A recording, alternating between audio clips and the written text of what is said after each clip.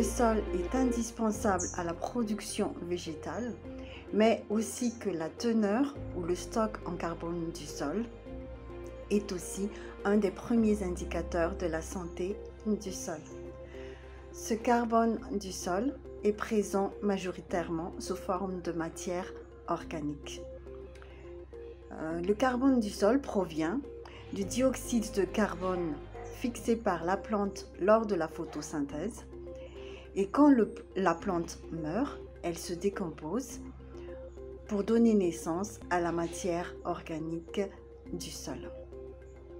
La matière organique est indispensable au fonctionnement du sol. En plus de soutenir l'activité biologique du sol, elle permet de maintenir la structure du sol et éviter qu'il ne s'érode et se dégrade. En même temps, cette matière organique constitue un stock de carbone très important. Au niveau de la planète, le stock de carbone des sols est près de 3 fois plus important que le stock de carbone de la végétation et 2 fois plus important que le carbone de l'atmosphère. Pour des raisons climatiques évidentes, il faut donc préserver ce stock de carbone des sols et éviter qu'il n'enrichisse l'atmosphère déjà bien chargée en carbone. Le carbone des sols est donc un bien précieux pour l'agriculture et le climat.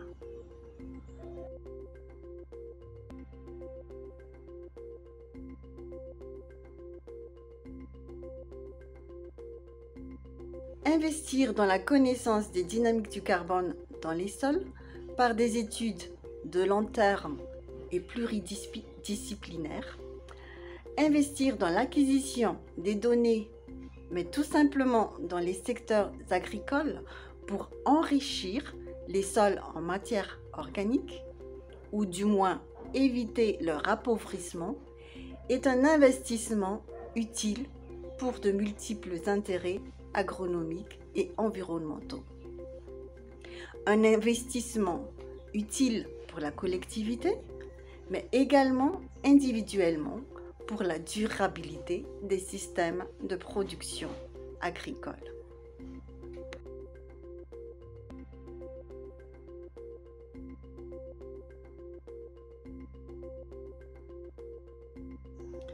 Quel est l'objectif de ce livre? L'objectif de ce livre est de montrer l'hétérogénéité des paysages, des sols et des stocks de carbone en Afrique.